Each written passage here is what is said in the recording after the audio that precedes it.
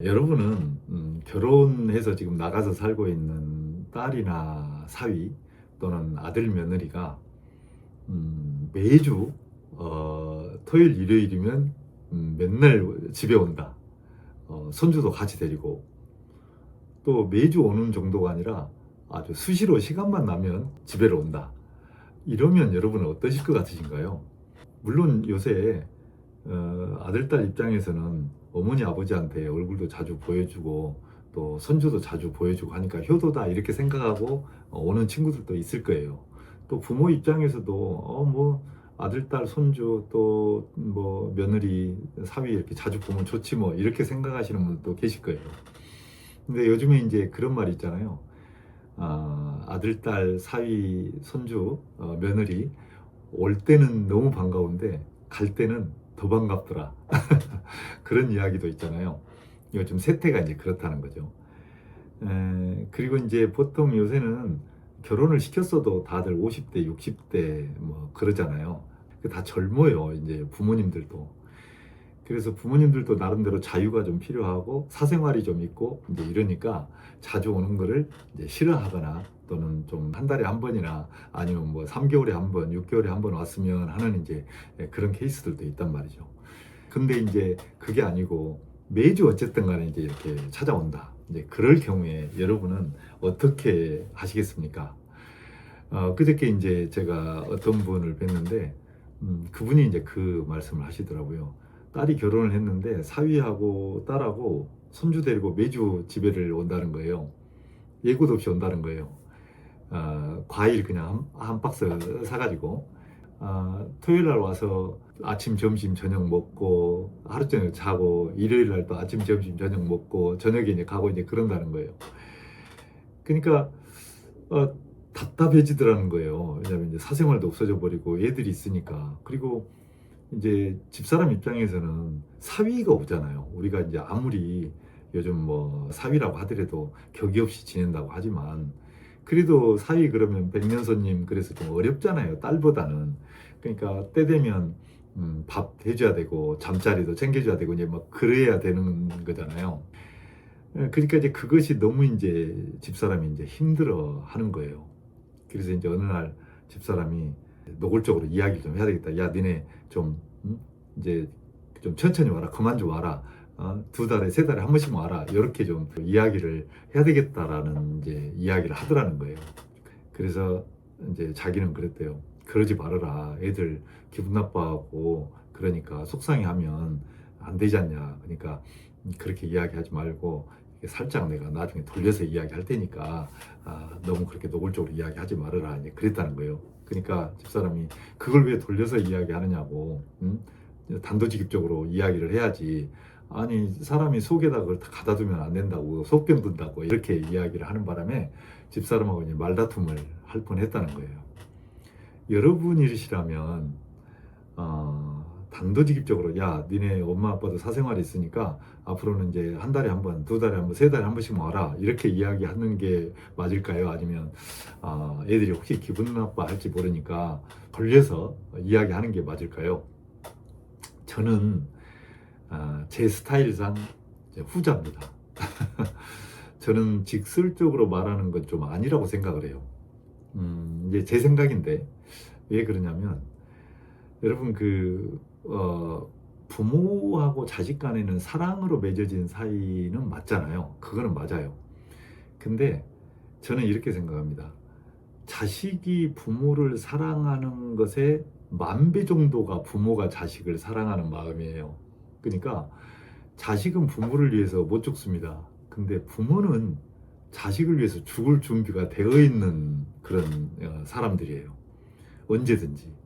그게 이제 부모의 마음이란 말이에요. 근데 사랑이 비슷한 사랑이고 똑같은 사랑인 것 같은데 그 비교할 수 없는 사랑입니다. 그러니까 안아도 부모가 안아야 됩니다. 그래서 만약에 자식한테 부모도 나름대로 속에 있는 이야기를 직설적으로 이야기를 해야 애들이 그걸 알아먹어 이렇게 생각을 하고 얘들아 너네 엄마 아빠도 사생활이 있고 이제 힘드니까 너네 3달에 한 번씩 집에 와라 이렇게 이야기하는 순간 아이들은 섭섭해할 가능성이 높고 계산을 할 가능성이 높습니다. 아, 3달에 한 번 나는 엄마 아빠를 그래도 우리 저 손주 자주 보여드리고 나도 좀 자주 엄마 아빠 보여드리려고 자주 갔었는데 엄마 아빠는 그게 아니었나 보구나, 이렇게 오해를 하고 섭섭해할 가능성이 되게 높아요. 부모는 안 그러거든요. 부모는 자식이 그렇게 이야기해도 아이고 그래 내 자식이 먼저지 하고 자식을 이해를 합니다. 근데 자식은 부모를 잘 이해를 못해요. 우리 엄마 아빠가 그런 생각이었어? 내가 그러면 그동안 한 게 얼마나 힘들었다는 거야? 이렇게 계산으로 생각해 버릴 가능성이 아주 높아요. 제 생각이에요, 제 생각. 그래서 직설적으로 이야기하지 마라. 그리고 가족 간에는 뭐 배려한다 뭐 이런 이야기를 쓰잖아요. 부모를 배려하기 위해서 자녀가 그렇게 해야 된다 이런 이야기도 누가 종종 하던데, 저는 배려 속에는 희생이 묻어 있거든요. 그러니까 누군가가 누구한테 배려를 한다는 것은 희생을 전제로 하는 거예요. 근데 가족 간의 사랑은 희생이라는 게 전제가 깔리면 그 다음부터는 계산하게 됩니다. 그래서 희생이 아니고 그냥 사랑이에요. 사랑은 조건이 없잖아요. 근데 배려는 조건이 있는 거예요. 그게 깊이 들어가 보면 결국에는 희생이라고 하는 조건이 있는 거예요. 그런데 부모는 자식에게 진짜 말 그대로 배려하는 게 아니라 사랑하는 거예요.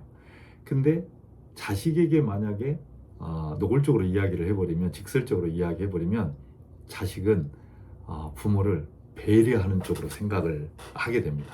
배려. 그러니까 내가 부모님을 배려하는 차원에서 한 2달에 한 번, 3달에 한 번 가야지 이렇게 생각을 해요. 그러면 배려 속에는 희생이라고 하는 것이 묻어있기 때문에 그 다음부터는 계산이 되거든.